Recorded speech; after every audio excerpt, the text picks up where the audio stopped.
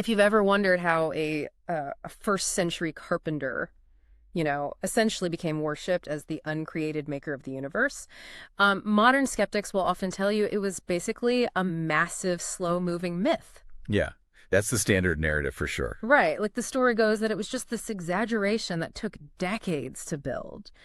Someone is born, they do some remarkable things, they die, and then like 60 or 70 years later, their followers slowly elevate them into a god. It's a fascinating narrative, but what if the earliest historical evidence we actually have points in the exact opposite direction? Exactly. What if the most explosive claim of the early Christian movement wasn't, an evolutionary myth, but a day one foundation? It completely upends how we approach these ancient texts. I mean, when you look at the historical data, without that assumption of a slow evolution, you realize you are dealing with a radically different metaphysical landscape from the very beginning. Wow. The timeline just changes everything. Which is exactly the mission of today's deep dive. We're unpacking a heavily researched article by Mark Bates focusing on the ontological preexistence of Christ. Right. Specifically looking at the letters of Paul in the book of Hebrews. And the central question we are tackling is this massive debate in biblical scholarship, which is, did the early church gradually evolve Jesus into a preexistent divine figure, or was that belief baked into the very earliest ink on the page? Yeah. So, okay, let's unpack this. Because to even understand what is at stake here, we have to talk about the absolute strictness of first century Jewish theology. We do. If we want to understand the early Christian movement, we really have to start with the cognitive environment of Second Temple Judaism. Okay. The defining feature of that entire worldview is an an absolute metaphysical boundary between the creator and the creature. Right, there's no crossover. None. In Hebraic monotheism, Yahweh alone is uncreated. He is self-existent, existing from everlasting to everlasting. Absolutely everything else, angels, humans, the stars, the earth, it's all on the created side of that divide. So there's really no gray area there. You're either the uncreated God or you're a created thing. There are no demigods hanging out in the middle. None whatsoever. It's a hard line. Yeah. And to measure where a specific figure lands on that divide, scholars often use a framework called the Hands taxonomy. Hands. Yeah, Hands. It is an acronym for the criteria of full deity. Okay, let's break that down. What does hands stand for? So it stands for honors, attributes, names, deeds, and seat. Got it. If a figure in the text receives the honors, meaning the specific worship due only to Yahweh, or possesses uncreated attributes like eternality, they are crossing that line. Oh, I see. Same goes for sharing the sacred names of God, performing the exclusive deeds of God, like creating the universe, and taking the supreme seat at the cosmic throne. Okay, so if they check those boxes. If someone checks those boxes, they are on the creator side of the divide. And the critical thing to remember here is that giving the honors of worship to anyone who lacks the uncreated attributes is, it's the ultimate blasphemy in this culture. Right, which makes it so high stakes. And this sets up the skeptical model perfectly, I think, because there is a very prominent view in modern scholarship championed by highly influential scholars like Bart Ehrman, James D.G. Dunn, and Raymond Brown. Yes. And they insist that the earliest Christians absolutely did not place Jesus on that creator side of the line. Right. They propose what is known as a backward trajectory hypothesis. Backward trajectory. Okay. Yeah. The underlying idea is that Christology evolved backward over time. So according to this model, immediately after the crucifixion, in the year 30, the original followers viewed Jesus strictly as a human prophet. Just a guy. Just a guy. They believed he was simply a man who got exalted to a special status at his resurrection. So the skeptical view is basically describing a theological game of telephone over several decades. Like, the story gets bigger, more supernatural, and pushes further back in time with each new retelling. That is a brilliant way to conceptualize it. In their timeline, by the time the Gospel of Mark is written around AD 65, the moment of divine sonship gets pushed backward from the resurrection to his baptism. Oh, okay. Then you jump forward a couple of decades to Matthew and Luke, and the starting point gets pushed back even further to his miraculous birth. Right. And finally, they argue, it's not until the Gospel of John, written at the very end of the first century, that you finally get the concept of a pre-existent eternal divine figure. The claim is that this was a late Hellenistic or like a Greek invention that completely replaced the original Jewish view of a human Messiah. Okay, but wait. If that game of telephone evolutionary model is true, How do those critics explain the texts that clearly predate the Gospel of John, but still seem to talk about him existing before creation? Because I know Bates tackles this head-on with a concept called ideal preexistence. Right, and James Dunn's work is particularly influential on that front. Dunn argues for ideal or notional preexistence. Notional, meaning like a notion. Exactly. His theory is that when early Jewish texts talk about wisdom or the Messiah existing before the world, they do not mean an actual personal conscious being was literally there. Oh, I see. They just mean that the idea or the blueprint existed in the mind of God. So under this skeptical reading, Jesus only pre-existed as a foreordained plan, not as a literal person prior to his physical birth. Hold on, though. That logic feels a little hollow. I mean, if preexistence just means God thought of you before you were born, doesn't literally everything ideally preexist? Yes. Like every mountain, every star, every person who has ever lived. How does that make this particular figure unique? Your objection is exactly the logical refutation proposed by scholar John F. Balson. Oh, real? Yeah. If pre-existence just equates to divine foreknowledge, the term loses all specific meaning. I mean, the New Testament writers actually go out of their way to contrast the general predestination of believers, who are said to be, chosen in the mind of God before the foundation of the world. They contrast that with the active personal preexistence of the Son. Okay. The text described the Son as the actual instrument through whom the world was made. Because you can't have a blueprint physically build a house. You need an active agent holding the hammer. Exactly. And Bates points out that attributing the literal creation of the universe to a human who only existed as a thought would have been viewed as just utterly blasphemous in first century Judaism. It would have been absurd of them. And we see that tension perfectly in how Unitarian critics who, hold to the purely human origin of Jesus, how they try to handle the Gospel of Luke. Okay. They often point to chapter 1, verse 35, to prove he didn't exist before his conception. This is the famous scene with the angel Gabriel read's announcement to Mary, right? Yes. Gabriel tells Mary, "The Holy Spirit will come upon you, and for that reason, the Holy Child shall be called the Son of God." Right. So Unitarian scholars argue that the phrase, "for that reason," which is dio kai in the Greek text, that establishes a strict causal biological starting point. Oh, I see. They read this to mean Jesus is called the Son of God solely because the Holy Spirit generated his body in the womb. To them, this proves he had no prior existence. I mean, I see how they get there from a plain reading in English, but Bates brings in a syntactical correction here that changes the entire meaning of that verse, right? He does. Drawing on the work of Bowman and Kolakowski, Bates looks at the grammar of the Greek adjective hagen, which translates to holy. Okay. Critics read it as an attributive adjective, but grammatically, it actually functions as a predicate adjective. Okay, you're throwing grammatical terms at me. Attributive versus predicate. What is the actual difference there for someone who isn't, a linguist? Sure. Think of an attributive adjective like saying the blue car. The blueness is just an assumed feature of the car. Yeah. But a predicate adjective is like saying the car is blue. It describes a state of being or a result. Ah. The Greek text in Luke isn't saying, "Therefore the holy offspring shall be called the Son of God." It's actually structured to say, "Therefore the offspring shall be holy, the Son of God." Oh, wow. It is not explaining the temporal origin of his divine sonship.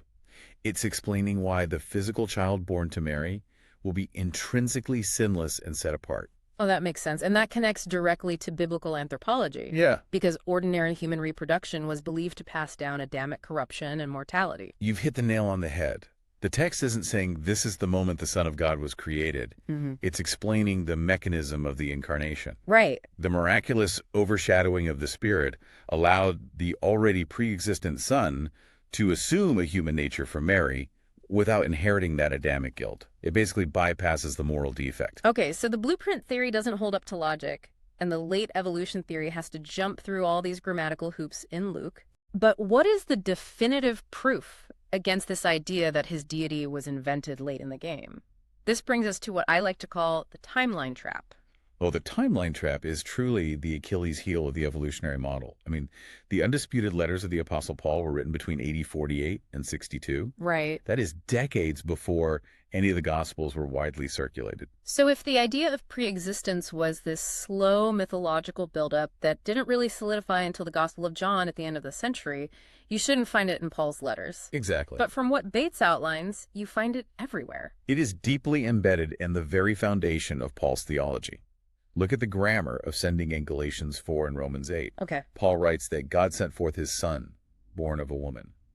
Some critics try to argue that sending just means commissioning a human prophet, similar to how John the Baptist is described as being sent from God. But didn't Bates point out that the specific Greek verb Paul uses there is completely different? The contrast is really striking.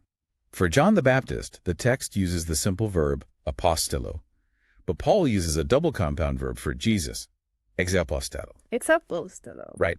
This word carries the specific intensive connotation of sending an agent forth out of or from a prior location. Wow. Furthermore, Paul deliberately contrasts this intensive verb of sending with the participle genomenon, meaning becoming or born. Meaning he wasn't sent in order to become the Son, he was already the pre-existent Son, located somewhere else, who was then sent into the temporal realm to take on a human birth. Yes, and the entire covenantal logic of Galatians actually falls apart without that ontological distinction. How so? Paul's argument is that God sent forth his unique, uncreated Son so that we, who are merely created humans, might receive adoption as sons. Oh, I see. Think about it. If Jesus was just a created human who attained sonship at birth, then God simply sent a creature to redeem creatures. The theological weight of the passage just collapses. Now, to be fair to the skeptical model, Bart Ehrman actually concedes this point, right? He admits that Paul taught pre-existence. He does. But Ehrman argues Paul thought of Jesus as a high-ranking created angel who essentially got a divine promotion after the cross. And I can see how someone might arrive at that looking at certain texts in a vacuum, but doesn't that completely break the rule of Jewish monotheism we talked about earlier? Oh, it shatters the creator-creature divide entirely. Yeah. To see why, we have to look at Philippians chapter 2, often called the Carmen Christi or the Christ hymn. Right, the hymn. Scholars widely recognize this as a pre-Pauline hymn. That means it dates to within just a few years of the crucifixion. Wow, that early. Yes. It says, Christ, existing in the form of God, did not regard equality with God a thing to be grasped, but emptied himself, taking the form of a servant. And the climax of that hymn is that because of this, every knee will bow and every tongue confess that Jesus is Lord. And that climax is the killing blow to the angelic promotion theory. Paul is making a direct word-for-word quotation of Isaiah 45.23. Okay. In that chapter of Isaiah, Yahweh emphatically declares that he is the sole creator and will never share his glory or his sacred name with any created being. Right.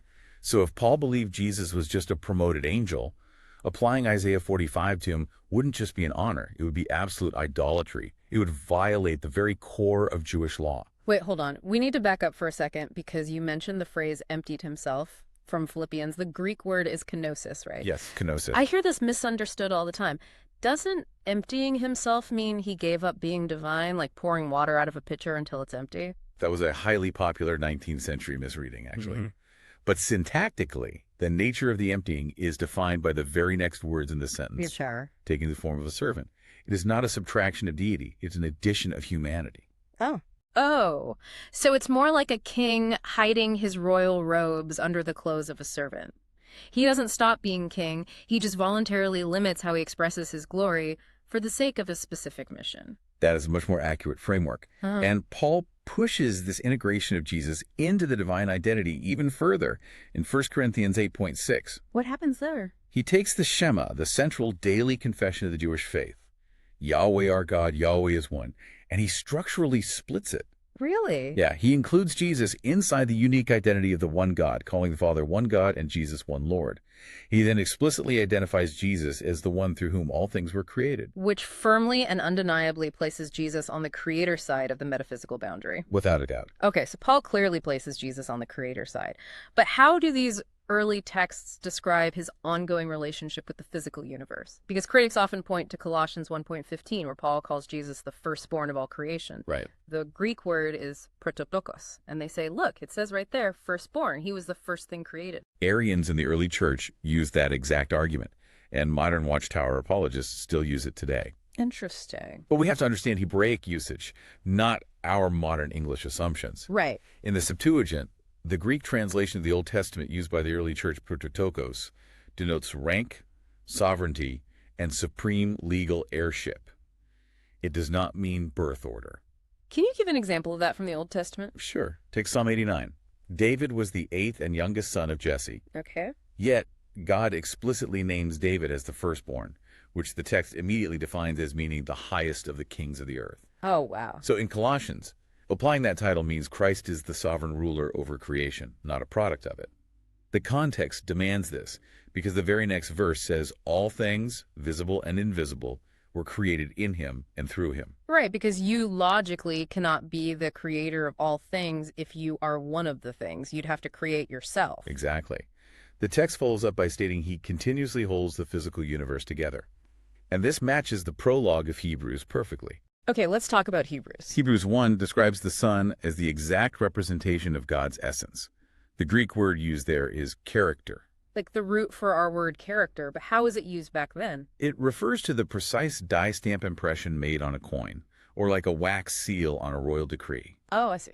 The wax itself isn't the king, but it bears the exact unalterable authority and image of the king's signet ring. It represents the exact objective reality of Yahweh. Furthermore, Hebrews 1.10 quotes Psalm 102, a psalm dedicated exclusively to Yahweh as the uncreated maker of heaven and earth, and the author applies it directly to Jesus. Okay, I want to pivot to a literary detail Bates points out in Hebrews chapter 2 that absolutely blew my mind. Oh, this part is great. It's a subtle shift in verb tenses that I would have completely read past. Yeah, the syntax in Hebrews 2.14 is brilliant. The author is describing how humans and Jesus relate to flesh and blood. When describing humanity's condition, the author uses a perfect tense verb, kekoinuken. Okay, you're losing me again. What does a perfect tense verb imply here? I mean, I barely passed high school English. No problem. A perfect tense denotes an ongoing, permanent state of affairs resulting from a past action. Okay. We are contingent creatures. We are locked into flesh and blood mortality. We didn't have a choice or a prior existence before our biological start. We share in flesh and blood simply because that is what we are. Right. But in the exact same sentence, to describe Jesus taking on flesh, the author switches to an aorist tense verb, metishin. And what does an aorist tense do differently? Aorist denotes a specific, completed historical action. Think of the perfect tense like being born inside a locked room. You were just inherently there. Yeah. The aorist tense is like choosing to open the door and walk into that room from the outside. The pre-existent Son did not naturally belong to mortality. He made a specific, voluntary, historical choice to step down into it. He didn't organically originate in flesh. He partook of it. That is just... The grammar itself contains the theology of the incarnation. That is wild. It really is. It shows this wasn't some late Greek philosophical invention grafted onto the religion later. It was the fundamental grammatical bedrock of the earliest Jewish Christian communities. Knowledge is most valuable when we see how the fine details support the massive structures. Here, a single verb tense shift reflects a theology that spans from eternity past all the way into human history. So let's step back and ask the big question. We've done a lot of intense grammatical sleuthing today. Verb tenses, adjectives, double compounds. Yeah, quite a bit. But why does this actually matter to someone trying to understand these ancient texts today? Like, what are the actual theological implications of Jesus being pre-existent? This brings us to the Promise Plan theology developed by Walter C. Kaiser Jr. Okay. If Jesus is pre-existent, he wasn't just sitting passively in heaven for thousands of years waiting for Bethlehem. He was actively mediating Old Testament history. Right. I know Paul mentions in 1 Corinthians that the spiritual rock that accompanied the Israelites in the wilderness actually was Christ. Exactly. In Second Temple Jewish Horizons, they recognized a figure called the angel of Yahweh. Oh, yeah. This figure appears throughout the Old Testament, speaks as God in the first person, accepts worship, and bears the divine name. Early Jewish Christians recognized this figure as a pre-incarnate appearance of the Word, the Logos. He is the active agent driving a single, organically unified promise plan that starts all the way back in Genesis 3. And the cosmic scope of that plan is staggering. Bates points out that human history didn't just face one fall in the Garden of Eden, it faced 3 distinct cosmic rebellions. Right. Drawing heavily on Michael S. Heiser's work, Bates outlines the severity of the biblical conflict. Oh. You have the initial human moral rebellion in Eden. Right. Then you have the transgression of the Watchers in Genesis 6, which introduced supernatural depravity. Wow. Okay. And finally, you have the rebellion at Babel, which resulted in the disinheritance of the nations, essentially handing humanity over to the dominion of lesser spiritual principalities. It's intense. I always thought of the Old Testament as just a series of human mess-ups. But you're saying the biblical narrative is dealing with deep layers of both human corruption and rebellious supernatural powers. Absolutely. And a mere created human or even an elevated angel could not bear the infinite weight of fixing a cosmos fractured on that many levels. Because they're part of the system. Precisely. An angel is part of the created order that fell. Yeah. You need the creator to fix creation. Only the uncreated Son, who possesses indestructible life in himself, could enter human mortality, disarm those cosmic powers, and reclaim the disinherited nations. And it's crucial to note, and Bates emphasizes this strongly, that this cosmic plan of reclaiming the nations is strictly non-supersessionist. Yes, continuity is paramount here. Supersessionism is the idea that the Christian church entirely replaced ethnic Israel in God's plan. Right. But Paul argues the exact opposite in Romans. The pre-existent Son didn't take on flesh to abolish Israel's calling. He came, as Paul says, to confirm the promises given to the patriarchs. Oh, I see. The global inclusion of the nations reclaims what was lost at Babel, bringing the Gentiles into the Commonwealth. But it simultaneously preserves the irrevocable gifts and calling of ethnic Israel. It's a dual action within one continuously unfolding plan. Let's bring all this together. We started with this tension about timelines.